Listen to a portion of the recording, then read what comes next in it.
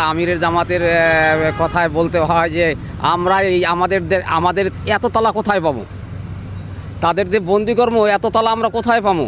আমিরের জামাতের কথা যে এত তালা তো আমাদের কাছে নাই। মূল কথা হয়েছে যে পর্দা তো জামাতের কথা না, পর্দা তো আমার কথা না, পর্দা তো চরমনার কথা না, পর্দা হয়েছে আল্লাহর কথা। এখানে আমাদের কিছু নাই। জামাত তো বলে নাই পর্দার কথা, কোরআনে বলছে পর্দার কথা। কথা বুঝতে পারছি, কোরআনে বলছে পর্দার কথা।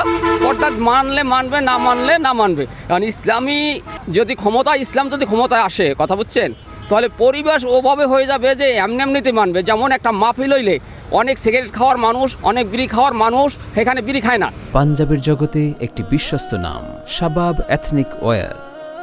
কারণ হচ্ছে কি, সেখানে পরিবেশটা এরকম যে ওয়াজিন করে সে তো বলে না যে তোমাকে মারমু বিড়ি খাইলে, এরকম কেমনি ওই পরিবেশ যখন বাংলাদেশে ওই রকম পরিবেশ সৃষ্টি হিসেবে, তখন মদ থাকবে না, জুয়া থাকবে না, কোনো আইন লাগবে না। পরিবেশই আপনাকে বলবে যে যেমন না মাহফিলার ক্যালে যেমন খায় না, সিগারেট খায় না, ও পরিবেশ যদি সুন্দর হয়ে যায় এমনি সব আল্লাহর রহমতে হয়ে যাবে। এটা যার একটা ইশতেহার, তাদের ইশতেহার দেশে, জামাতও ইশতেহার দেশে।